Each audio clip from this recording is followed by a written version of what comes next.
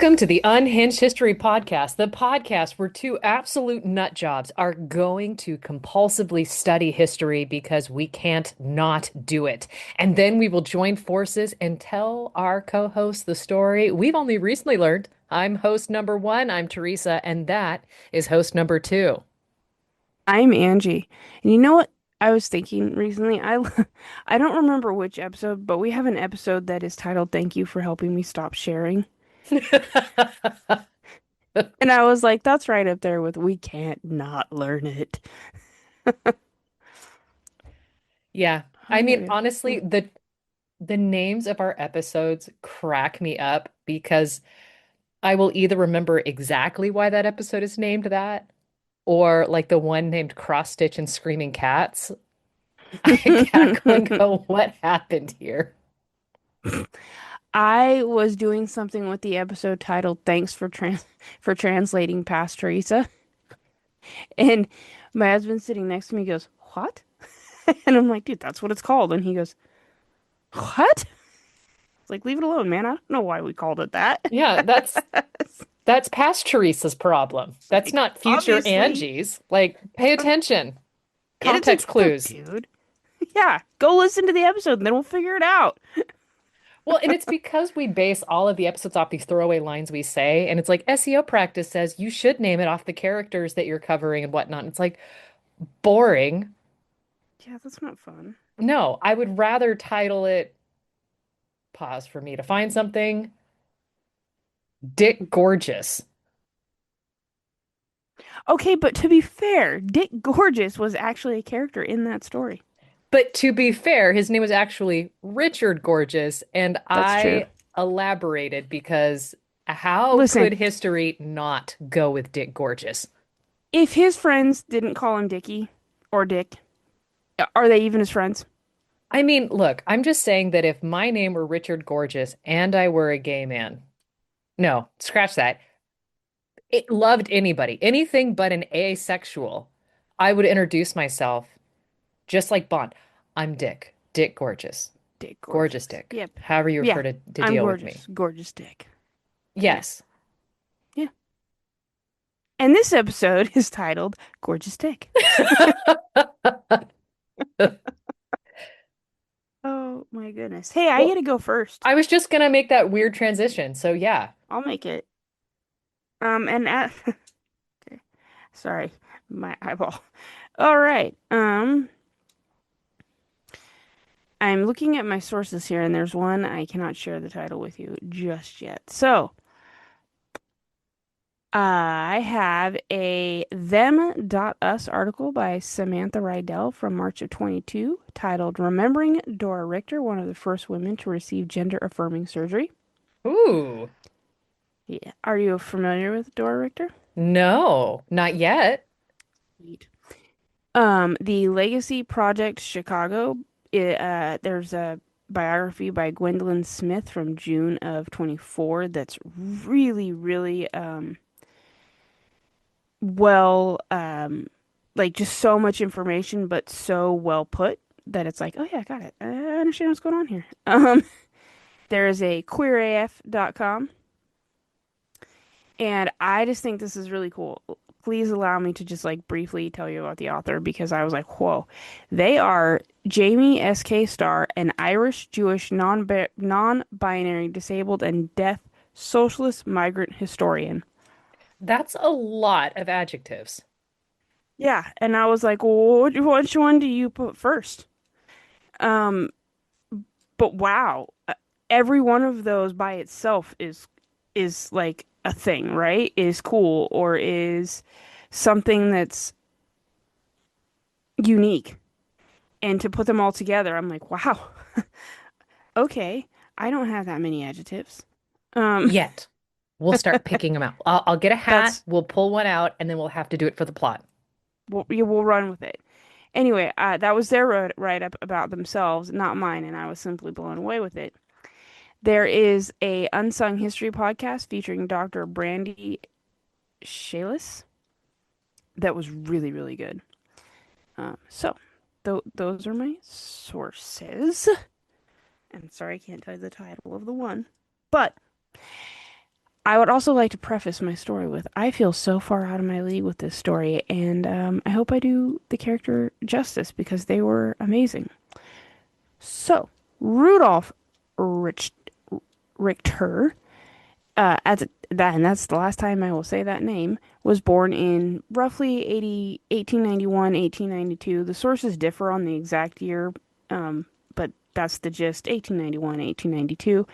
They are born on a farm near the rural village of Siphon in Bohemia, that's in the Ore Mountains on what is now the border of Germany and the Czech Republic. So the area where they are born is like rural. Like Rural. there is not, Rural, or as in yes, like laws, rules. no. This is one of the words I can't say no matter how my face tries. Rural. This, First of all, they were I born in the hate countryside. English. Yes, they're born in the countryside. They're 200 miles away from the nearest like town. Costco runs are planned. Very much so, yes. So not a ton is known about their childhood except that Richter was the second of seven children. And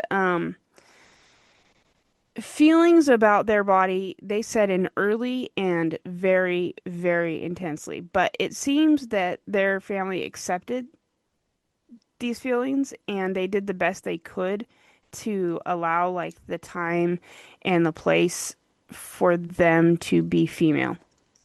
They're born male at birth, Hmm. and even like 6, 7 years old, they're very, very strong in their feelings. And mom goes as far as to teach them lace making skills and the feminine things because this child is just so sure that I do not belong in a male body. And for the most part, even dad is like, okay, do the thing. But because of where they live, there is a little bit of push and pull with that, right? Like, Right. you're going to have to be safe, but at home, do your thing, which I think speaks a lot to their family and a lot to just the type of people they are. Because I'm imagining that in 1900, border town, mountain area Czechoslovakia is probably not the most permissive, free place to be. That would be my assumption, but that is just that. It is an assumption, but later I'll mention something else about the area that I thought was interesting to point out because it is an assumption, but type thing. So, despite the fact that for all purposes she is loved and accepted by her family, she doesn't ever accept herself because she knows she's female, but she's living in a male body, and for her this is unacceptable. According to records, she attempts to remove her penis with a tourniquet Ooh. at least once. That started at age 6. By Oh, that is, 13, oh, yeah, I was like, I can't say that out loud. you just Um, did. I Congratulations. You've I've gotten been working better. on it for 3 days. By 13, the struggle to accept her body and herself leads to an attempt at taking her own life by swallowing nails. Again, Oh, wow, okay. But she survives and reaches adulthood. Somewhere in her teens, she takes on the name of Dorkin or Dora for short. And by this point, it's like roughly 1909, and she has taken on a baker's apprenticeship, which I think is super cool. Like, she's doing stuff. She leaves town. She gets to a larger area where she falls in with this wandering theater troupe. It's such a random thing, but there you go. So she moves to Leipzig, and she stays with this theater troupe for a couple of years. But then 1916 happens, and she is drafted into the army and promptly discharged 2 weeks later. I'm like, okay, okay. Okay. we're moving, we're doing things.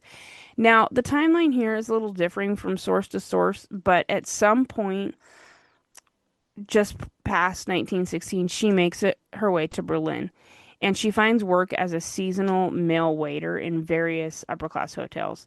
So she will often have to take jobs where she presents as a man. Um, but she's not happy with it. But when she's not working, she is very much living as herself, which I think is pretty cool. Um, Now the sixth paragraph is a little bit clinical, and I'm sorry for that, but it seemed like the best way to explain what's about to go on. But Dora is living in the rather permissive Weimar Republic. So, Okay. right? Yeah. When I was earlier speaking about the area where she was raised and how it could have been a little less than accepting, we do have to remember that she is part of the Weimar Republic, and they had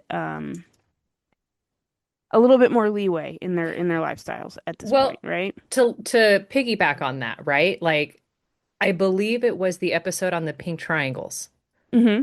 that we talked about the Weimar Republic and how there was a lot of allowances made Mm-hmm. for all of that. Like Berlin was a happening place for what would now be called the LGBTQ community.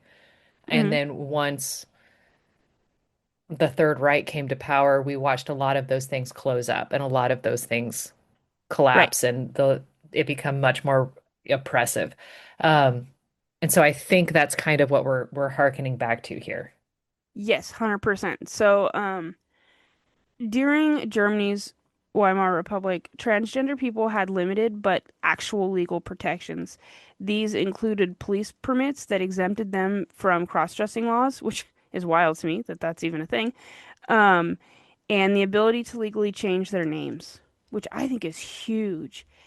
In Berlin, like you said, they've got magazines, they've got political clubs, they've got a visible like cultural space. You have the El Dorado Cabaret, which I think you did mention in the Pink Triangle episode. Um, they're supported by advocates like sexologist Magnus Hirschfeld, who I'm going to talk about more later. But when the Nazis rose to power, and here's a little foreshadowing, all of this is dismantled, like you just said. Hmm. The cultures, the venues, everything is shut down, and these legal protections that trans people or people of any sort of differing views than the Reich are they're going to have issues, and all of their protections are going to be stripped away. So one of the things that I thought was really fascinating is they have these passes, and so I had to learn more. So according to the Wikipedia page, I'm going to quote them on this: a transvestite pass, their word, like the word of the time, not mine, was a document issued by the responsible police authority of the Imperial Germany and the Weimar Republic under support of sexologist Magnus Hirschfeld, identifying a person as a transvestite. Transvestite at the time referred to all individuals whose gender identity or preferred clothing was discordant to that associated with their assigned sex, and so included both cross-dressing and transgender people. As gender confirming surgery was only an emerging practice in the early 20th century, obtaining these permits, along with official name change, basically represented the contemporary maximum extent to what a trans individual could do towards transition. Now, I want to So, jump in here because you touched on something that I'm gonna mention in my story. oh, okay. Language change, language Mm-hmm. evolves. The Mm-hmm. language we use now is not the language we used a decade ago, 2 decades ago. Yep. And And even Hirschfeld himself made the comment. He said this word doesn't cover the spectrum of things we're dealing with, but it is right, currently the word we have. right. And I think it's important to, as we're telling stories from a historical context, use the language they had because they didn't have trans, they didn't have. So transvestite now is a slur to some, but if you were coming of age during that time, as the Hmm. language changed, you might choose to use the old language because you just didn't adopt the label. Right. Okay. And again, that's the word that's used because that's the word that's used at the time, right? And we don't have to agree with it, but I think Like, when you're trying to be as accurate as possible, that is what's required. yeah, like to push back and add a different thing. Nobody dies of apoplexy anymore, but that was the Wild, word but that they had at the everybody time. you did in the 15th century. Right. Yeah, exactly. So this pass, the first ones were issued around 1908, 1909 in Germany, and then up until 1933, police grant perhaps dozens of these permits with the help of Hirschfeld. And these passes, they allow the individuals to dress according to their identity in public without legal trouble. Now, the issue is that it's mainly going to middle class heterosexual male to female individuals, partly to distance the practice from associations with any gay or lesbian culture. So there is somebody is looking out for you, but you still have to fit into the right box, you know? Right. And that part sort of frustrated me because there's not a lot of um I was thinking the whole time about women wanting to transition to men, and there's not a lot of coverage for that. But at the same time, maybe there was less of that happening, or maybe it was less noticed. I couldn't really pinpoint why that is the way that it is, but that is the way that it is.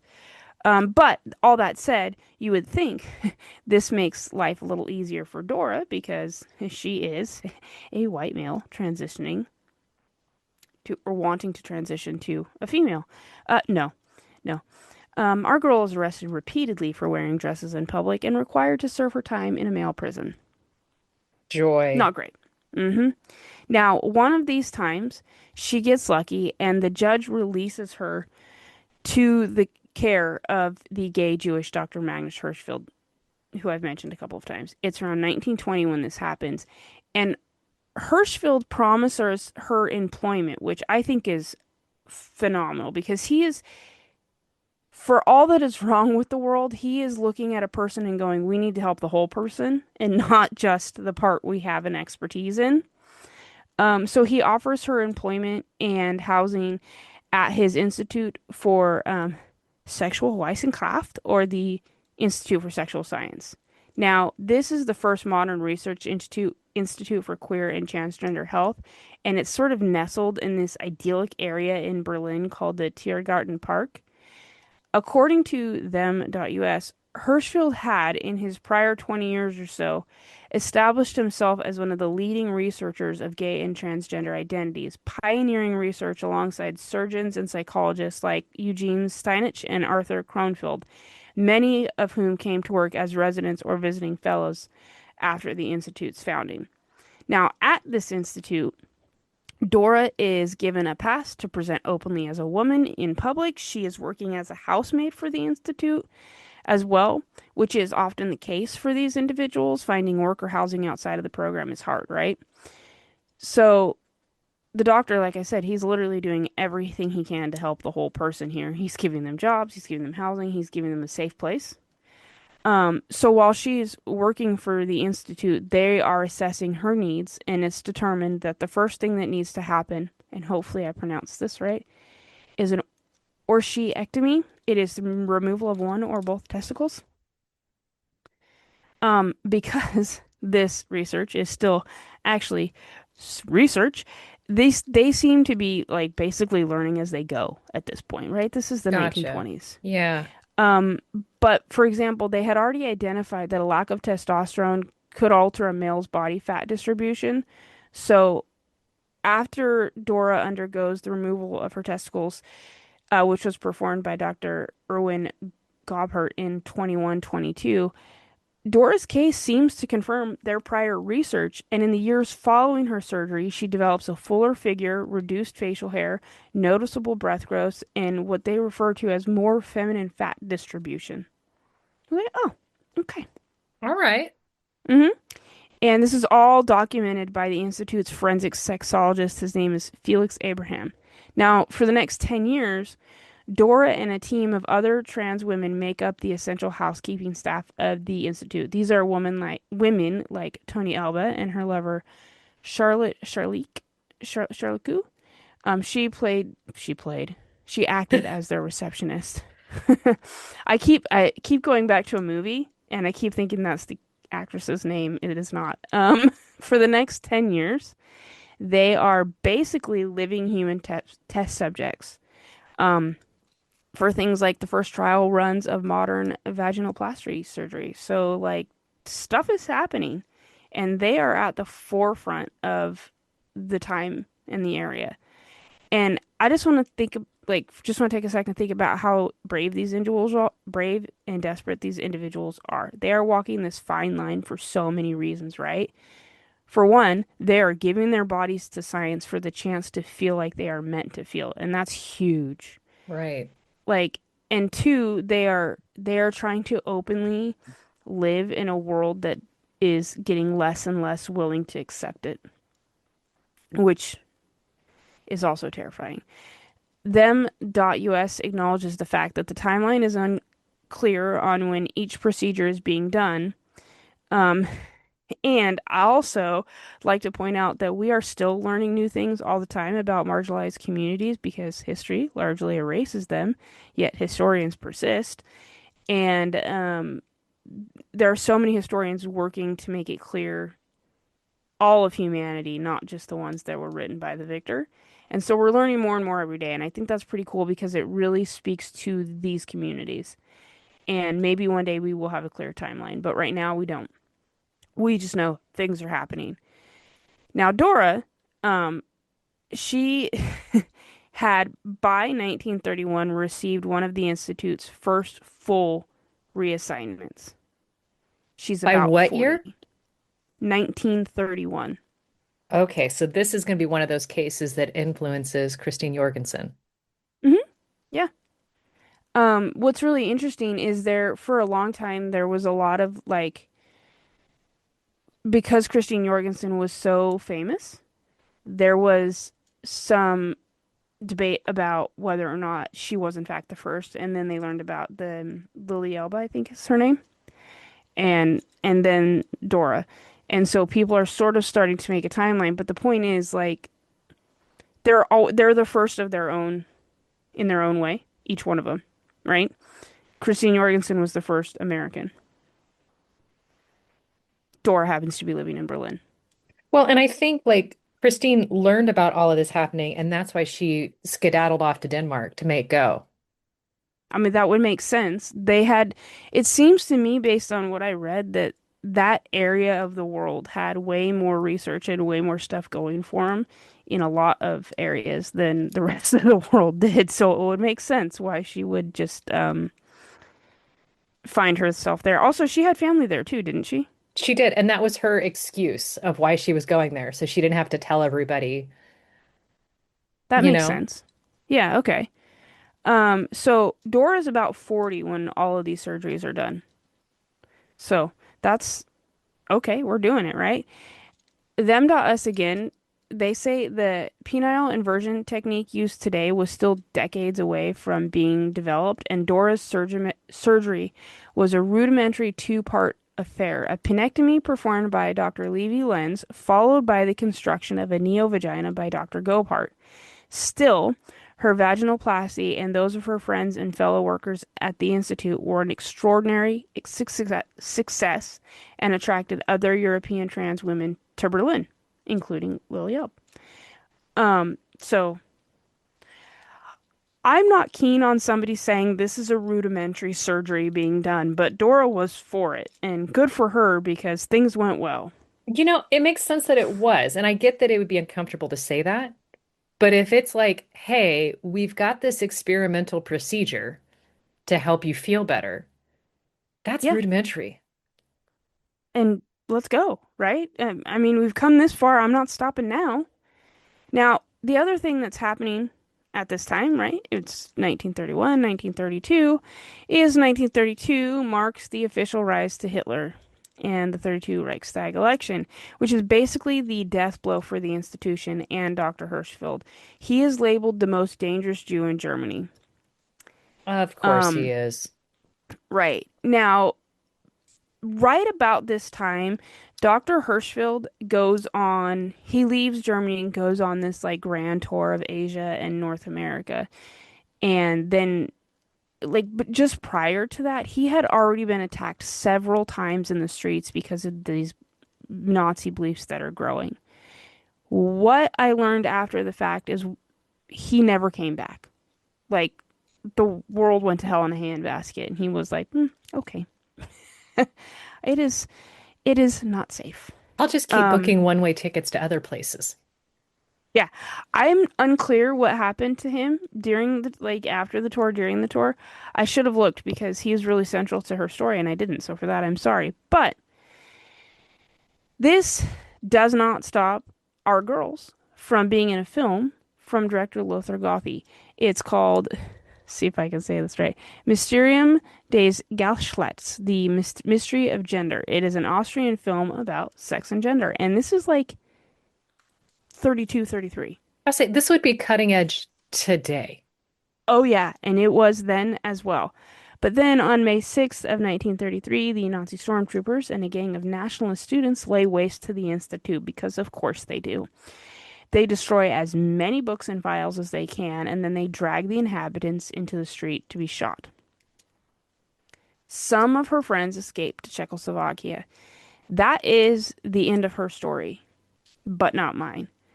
A few days later, the Nazis set fire to more of the Institute's research, as well as tons of Jewish and communist literature.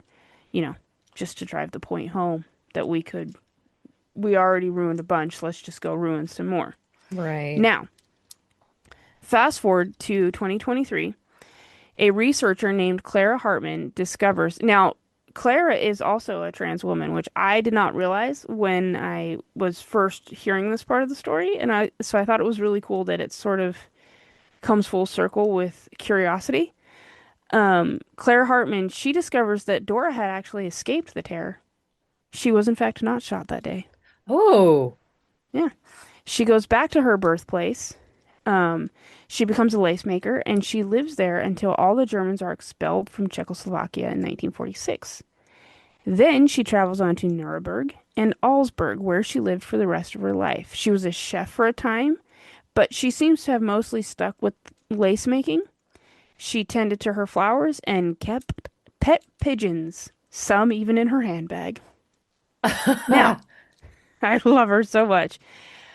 We all know this because Hartman discovered that sometime after the fall of the Institute, her birth and baptismal certificates were changed. And I think that's phenomenal because Dora wasn't trying to hide. Like she wasn't trying to not be out in the world, whatever. She was just trying to live. And at some point, somebody granted a birth slash baptismal certificate change to make her who she was, like on paper, you know?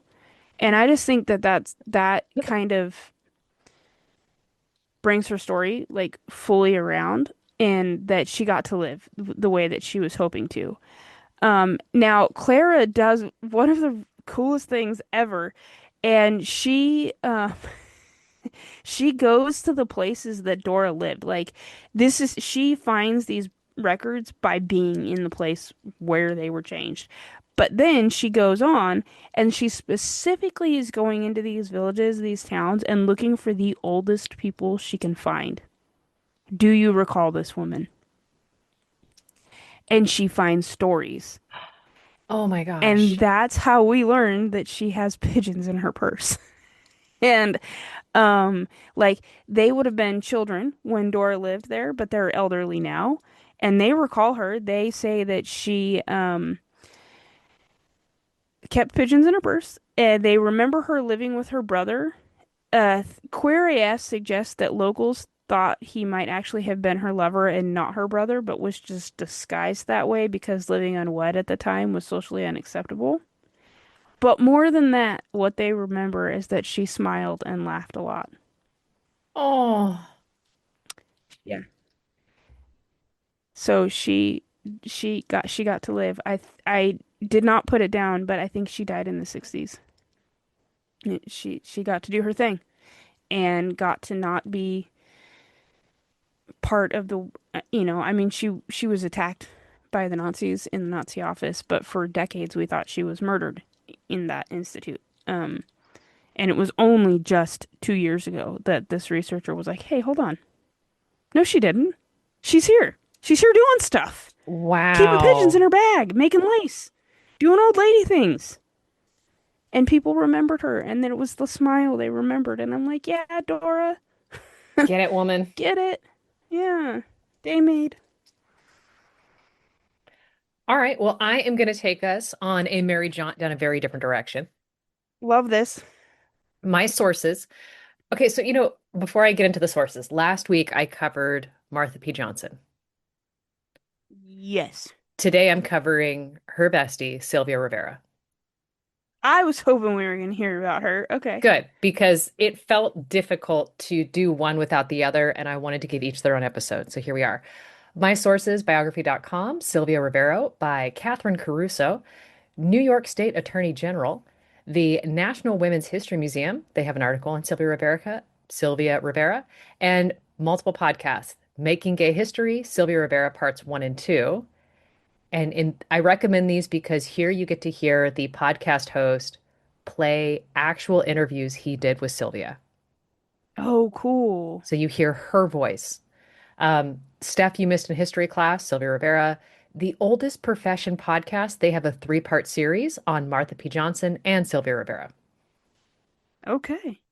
Okay, so July 2nd, 1951, Sylvia Rivera is born. She's assigned male at birth. She is Puerto Rican and Venezuelan, one parent for each.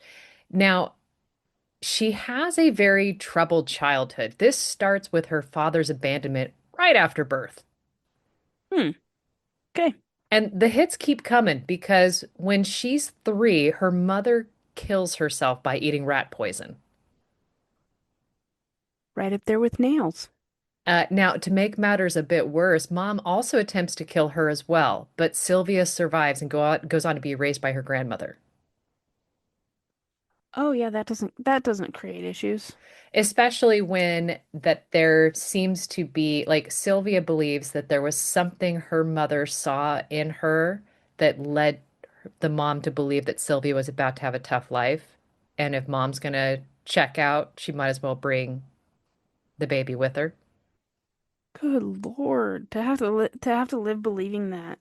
Yeah, true or not, just that thought process in your head is Yeah. is awful. Now, Grandma Viejita, who raises her and her half sister, Viejita is surviving as a single parent because her husband had already abandoned her as well. Hmm. All right. And the father, Sylvia's father, he's not paying child support. Shocking. Right. So this just goes to show how difficult things are in the 50s. Now, Viejita is very strict. She teaches Sylvia, again, assigned male at birth, to cook, sew, and knit, but didn't like it when Sylvia is wearing girls' clothing. Okay. Now, she punishes Sylvia for this act and tells her, "We don't do this. You're one of the boys. I want you to be a mechanic." Then you need to teach me how to change the oil, ma'am. And I have a feeling she might have done that too, but it sounds like grandma wants her to be self-sufficient. And so these are the skills I have, these are the skills I teach. Now, Sylvia would respond, and you can hear the interviews in which she says this, that she would respond to grandma by saying she wanted to be a hairdresser and wear these clothes. Good for her. So she stood on business and what she wanted to do with her life. Now, growing up, Sylvia would overhear her grandmother saying that she wanted a white grandchild because Sylvia's darker skin tone wasn't desirable. Thanks. So there's a lot happening here. Now, this goes on until Sylvia attempts to take her own life by downing a bunch of grandma's pills. This landed her in Hmm. the hospital for 2 months. Ooh, So this was a that's decent rough. attempt, right? Yeah. Now, surprising no one, Sylvia gets bullied for wearing girls' clothing and her effeminate mannerisms. Okay. Now, at one point in the Making Gay History podcast, you hear Sylvia describe in her own words that she heard her grandmother come home saying the neighbors were calling her a slur in Spanish for being homosexual. Okay. And she knew that this meant that things were just really hard on her grandmother for this. And so at around age 10 and a half, Sylvia makes the decision to leave. My God, you are still a baby. Yeah. So Hmm. she leaves from, she's just straight up. So she's in the heart of New York City. She was in the Bronx and she just skedaddles to another part of town. She's got no means to support herself because I'm she's assuming we 10 and also a don't have a half. ton of friends at this time. Not truly. Yeah. Okay. So she turns to sex work, and local drag queens adopt her and call her Sylvia. Okay. Now, she describes how she dressed at that time as being in scare drag. And this is one of those terms I brought up in the Stonehenge episode. And it's a term we don't Stonehenge. use now. Sorry, Stonewall. Thank you for correcting me. I would have heard that I in was the like, wait. yeah, no, that was a very different episode that we haven't done yet. Um, You have given me a visual that I cannot unsee though. Thank You're you. welcome. You're welcome. Scare drag, according to Sylvia, is when you do not have breasts and you're wearing female clothing, you've got a tiny bit of makeup, you have your hair done. So So, like drag but at home on Tuesday. yeah. Okay. Okay, so That seems comfortable. drag light. Okay. Um, she would end up getting arrested, and when she was brought before the judge, she would be charged with upper head female impersonation, What the hell is which that? basically just means you're wearing makeup. It is makeup. In fact, you are allowed. I mean, the fact that it's upper head female impersonation is a wild string of words in a sentence. Yeah. None of those words go with the other words they were given. Yeah. Now, when she's arrested, which happened often to the point where I think Sylvia stops counting at the 100th arrest, Oh, um, okay. her grandmother would come and bail her out. So grandma's Okay. still in the picture. Okay. Okay. Now, she's living a very transient lifestyle, to put it mildly. A couple of days before her 18th birthday, she heads to the Stonewall Inn for the first time, which we covered in a previous episode, which I'll put in the show notes. Now, Stonewall is owned by the mafia, and the mob is the only one willing and able to cater this community because it is illegal to serve alcohol to someone you presume is somebody who enjoys the same sex. That is the stupidest lie I've ever heard. I mean, there's also laws about tying alligators to fire hydrants. That one makes sense. What if you need that fire hydrant and there is an alligator tied to it? I just think certain laws shouldn't need to be made, but the fact that it was made meant something happened. Carry on. Yeah, I would like to know the backstory. Thank you. Now, as we covered previously, gay bars are routinely raided by police who would rush the bar, take the money out of the cash register, snag all the booze, and lock the place behind with a padlock. Now, the mafia running Stonewall runs this place like a NASCAR pit crew to the point where they had a second cash drawer, a second stash of booze. They would come right behind the cops, cut the padlock, slide a new cash drawer in, restock the bar, turn the lights back on. I kind of love that, if I'm being honest.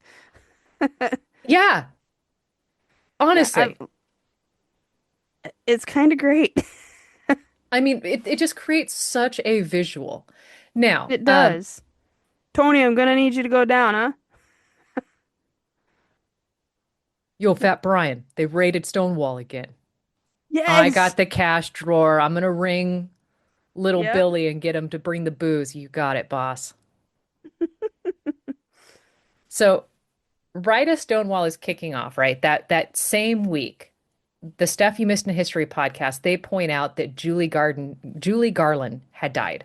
Now, that in some circles is said to have contributed to the feelings of angst and animosity in the LGBTQ community.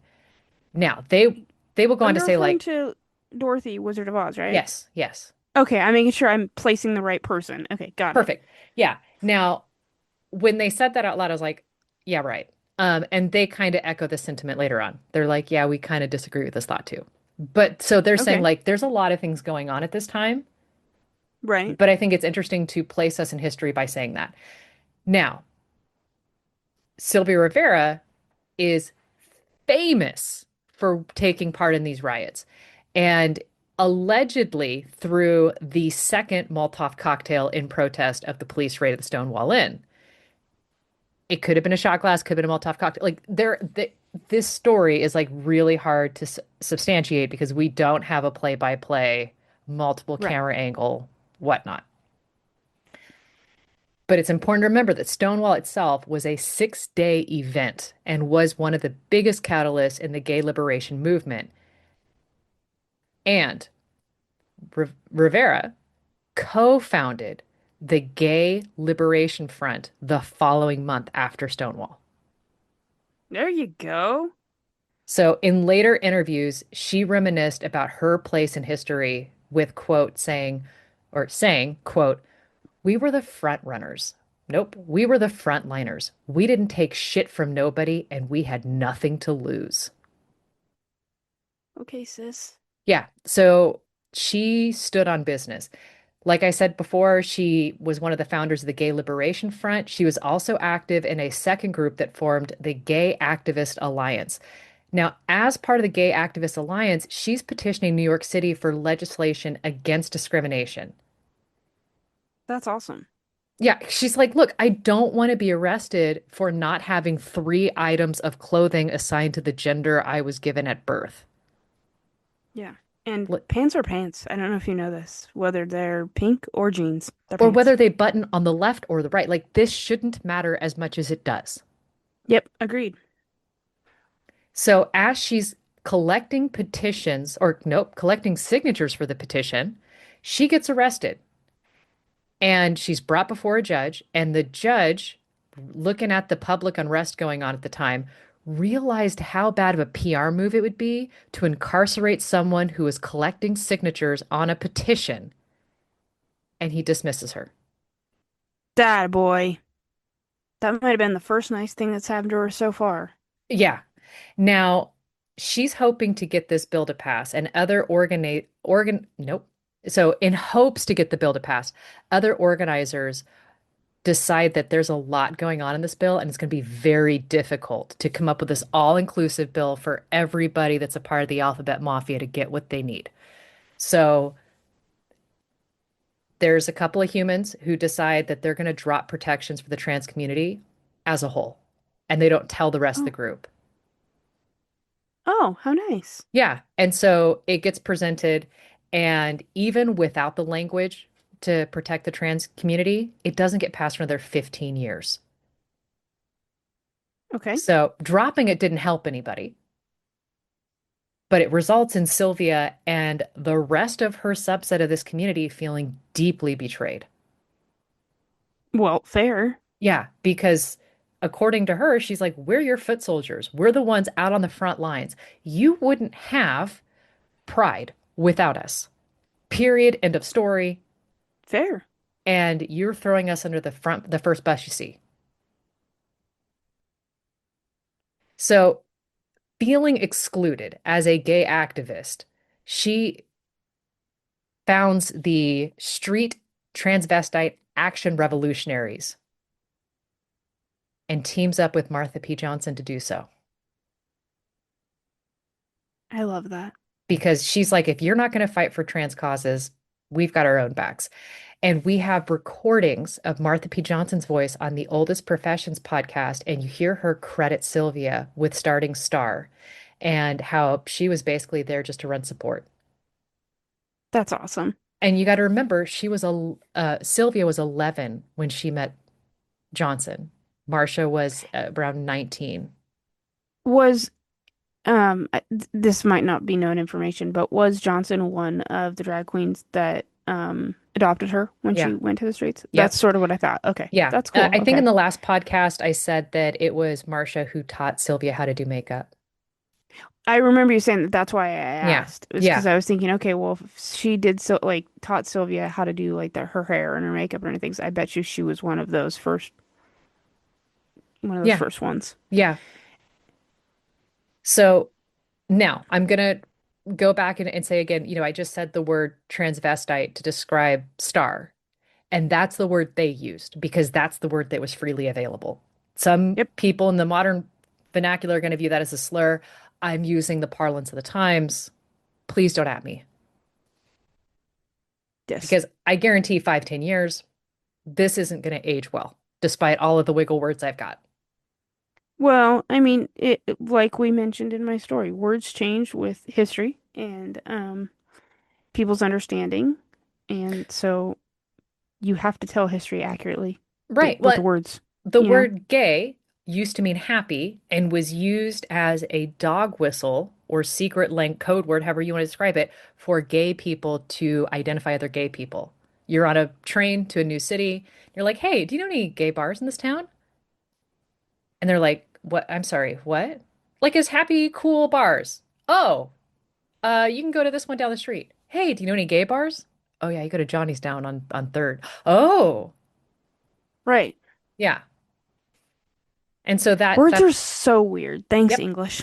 I know. Well, I mean, thanks to humans trying to be sneaky and subversive. That's truly how this all comes up. Which, I mean, in that, from that perspective, humans do cool things. Like Right. the way words change, the way our understandings of words change, I'm all about that. But like, we could just English could make things so much easier for It itself, could. you know? It could. It could. I will always beef English. So, zipping back to Star House. They've got a they've got a mission, both Martha P. Johnson and Sylvia Rivera, and they're trying to target street queens. They want to give them a place to sleep. And so Marcia and Sylvia engaged in sex work with the stated mission to protect their charges from needing to do it themselves. Breaks my heart for them. Yeah. Okay. They're regularly meeting as a group to organize and discuss political issues that are affecting the trans community. And both Sylvia and Marcia had been homeless as teenagers. Rivera was only 19 years old when she started Star House. Listen, you see a need, you feel a need. Yeah. Sis knows what's up. And she recalled that her and Marcia decided it was time to help each other and to help our other kids. Love Like that. they just said, you're one of us, you're my kiddo. Now, at first, our house operated out of the back of a truck before they started renting out a building at 217 East 2nd Street. Okay. So we have the address. They provided shelter, food, guidance for transgender youth. They tried to do the best they could to keep Star House afloat. They're even hosting a dance at one point to raise funds. Now, they're also petitioning the other groups that aren't trans to say, "Hey, can we get some funding? We're doing the work. We're on the front lines and their causes go on deaf ears." Despite the hard work that they're doing, the street youth living there were known to steal food to try to help support everything going on. And that part just, when I learned that, I was just like, oh, it was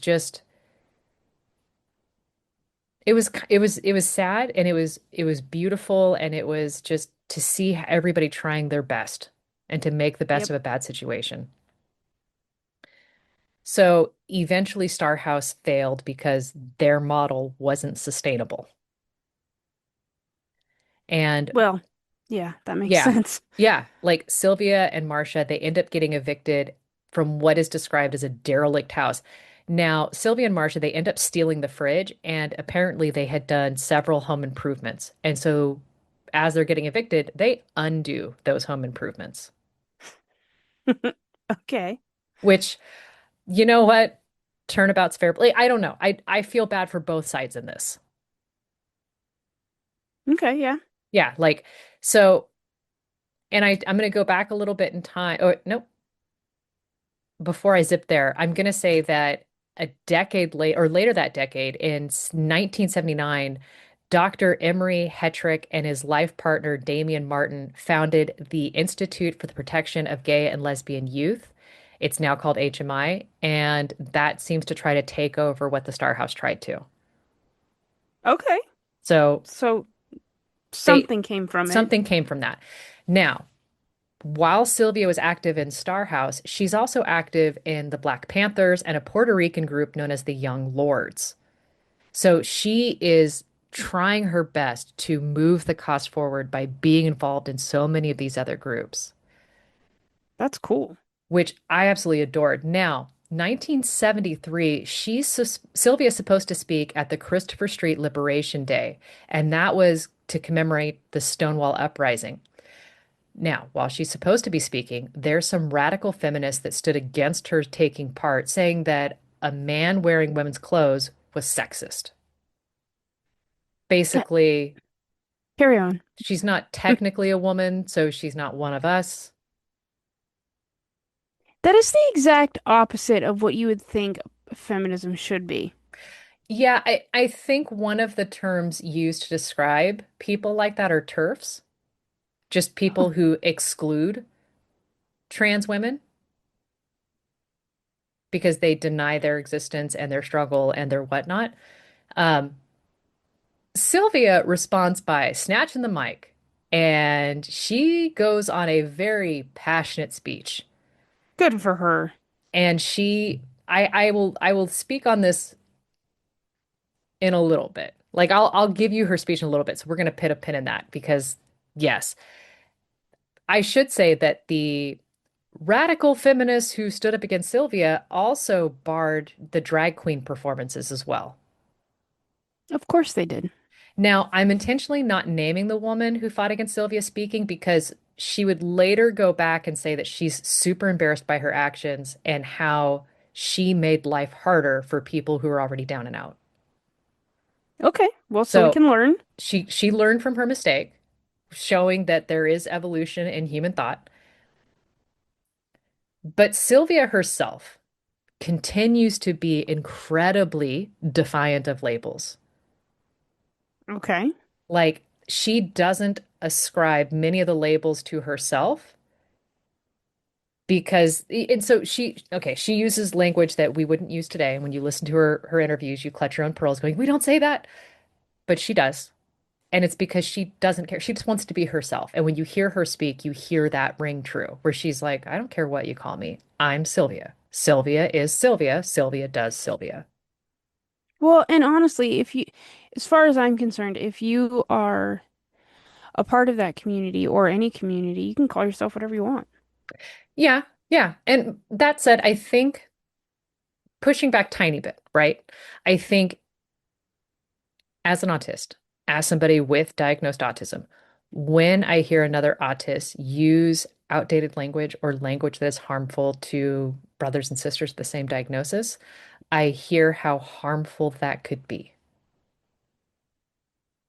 Okay. So if I hear Elon Musk say that he doesn't have autism, he's got Asperger's, and I'm like, no, you don't, then I realize how, that language pairs with high functioning. And I'm like, no, no, there are days I am high functioning and there are days I am clearly needing a lot more supports. And that language undermines the amount of support and recognition we're willing to give.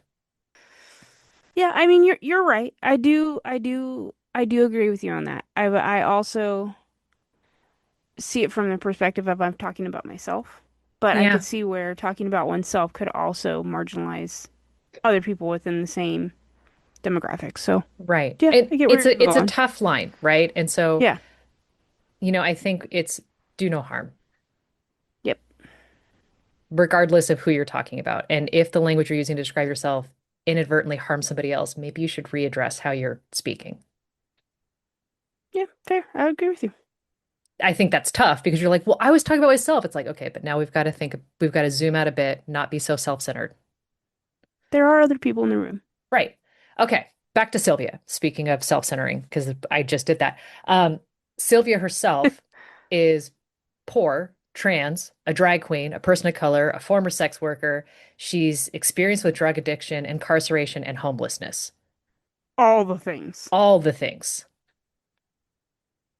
And so it's for these reasons that she's not fighting only for gay and trans rights, but also for racial, economic, and criminal justice issues. She's I looking at love this that. full spectrum, right? Well, you have to. You think so, but here's the next line. Gay, white, middle class, white men and lesbian feminists don't seem to understand her passion or share in try to uplifting marginalized communities within the larger group. Interesting. Okay. They're not looking at it from an intersectionality standpoint. They're saying, but it's easier for us middle class gay white men to assimilate or try to adopt and blend in, but you are harder to adopt and blend in. So we're just going to exclude you because that's easier. That's stupid. It is, but these are things. And I think we saw this in women's suffrage. We see this in the Everything. LGBTQ. Like, this is what happens. It has to be all of us or none of us because, Yeah. like, yeah. Now, because Sylvia is deep in her feelings about the lack of inclusion at the Christopher Street Liberation Day rally in Washington Square Park, she delivered a speech that is known as the Y'all Better Quiet Down. Okay, love And that. here's a quote from it. She says, "You all tell me to hide my tail between my legs. I will no longer put up with that shit. I have been beaten. I've had my nose broken. I have been thrown in jail. I've lost my job. I've lost my apartment for gay liberation, and you all treat me this way? What the fuck's wrong with you all? Think about that." Good for her. I mean, it went from a rah rah, we're all together to examine your privilege and lock forces. And shut up. Yes. So she is determined to protect the rights of trans people. And so she's continuing to advocate for this gay rights bill in the 1970s that is aimed to prevent discrimination in housing, employment, and public accommodations. This Okay. is this is back to that petition that she gets arrested from, right? Now, the final version of that gets passed in 1986 and only prohibited discrimination on the basis of sexual orientation. So it's excluding the trans right there. Sylvia explains, quote, "They have a little backroom deal without inviting Miss Sylvia and some of the other trans activists in this back room to deal with these politicians. The deal was you take them out, we'll pass the bill." So she disappears from the scene. She basically puts two middle fingers up, bows out of the room. And Okay. this is where she starts a catering business in Tarrytown, New York. That is a vast shift from what I thought any of your next sentences were going to be. Good for her. I mean, look, she is not going to be held down by what you think of her. She is a choose your own adventure book on her own. I love that. She moved in with a boyfriend around this time to help with, and she's held odd jobs. She struggles with drug use and then would wind up homeless. And in the early 1990s, she's rediscovered by journalists. Okay. So this is kind of an interesting thing because I guarantee it's about to get even crazier and you're not going to understand where the next sentence is coming from. Okay. Okay. Um, Shortly after this, Martha P. Johnson is discovered dead and police determine it's suicide. She's one of the people that just says, absolutely not. Marcia would never. And Hmm. she and one of her friends told police about harassment that Marcia experienced. Okay. Now, in 1999, Sylvia spoke at the World Pride Rally in Rome. Okay. Like again, none of these following sentences seem to just go in an orderly fashion. In 2000, on 42nd Street, a trans woman named Amanda Mulan is stabbed in the neck and killed. Oh, wow. Sylvia organizes a number of rallies and protests around the trial of her killers. Okay. Like she is just back in the spotlight and she's not letting go. Um, then there is a act called the Sexual Orientation Non-Discrimination Act. It's known by the acronym SONDA, and it prohibited all the discrimination, that we were talking about, with the sexual orientation. But this is also including human rights, civil rights laws, and education laws. And so she's trying her best to get this put into practice. And Sylvia is quoted in saying that she's going to fight for Sonda until she died. She held the last Sonda meeting from her hospital bed where she was dying of late-stage liver disease. Oh, wow. What year So was that? that was February 19th, 2002. Sylvia Rivera died. Wow. And it ended up being liver cancer, and she passed away in St. Vincent's Manhattan Hospital at the age of 50. Wow. Her partner, Julia Murray, was with her at the time of her death. Mm. Sonda was passed into state legislature and signed into law by the governor in late 2002 and became effective January 16th, 2003, and protects individuals who are discriminated against on the basis of sexual orientation from that date forward. Okay. In November of 2005, New York City named the corner of Christopher and Hudson Street Sylvia Rivera Way. That's awesome. And in 2019, the Gender Expression Nonconforming Act passed, which is something Sylvia Rivera's dream would have been recognized. Like this is just the culmination of what she was looking for. And I've got She worked pictures. for it. Oh, thank you. I forgot I had pictures too. I didn't show you mine. You can send them to me and I'll make sure that they go into the Patreon so Okay. people on the paid Patreon can see. That's awesome. Narrate for the audience, please. Sorry. Can you? Oh, hold on. It's me. I need to make it bigger. There we go. Okay, so the first photo is a sign that's got the street transvestites action revolutionaries. It's like a banner, and in front of it, I'm assuming that's Sylvia. Yep. So Sylvia's got some fluffy combed out hair. Um, she has got such a look on her face. She is proud and she is standing on her business. I can't read the signs that she's holding, but she's got like a handful of flyers and bangles on her wrists, looking Hmm. fly. She got like a blonde brown hair. That's actually really, really pretty color. And I then mean, in it's the a black and lower white photo, but photo, I totally see what you're saying there. right? In the lower photo, she is sitting in an office chair outside, um, with black stockings. I can't tell the shoe. This beautiful white coat, same style of hair, but older. Much longer hair, yeah. Yeah, beautiful. That is an iconic photo. I could look Yeah. at it for hours. And I think she's holding a cat or a very small dog, Yeah, that's what it looks like. Good for her. but that is the story of Sylvia Rivera. Thank you.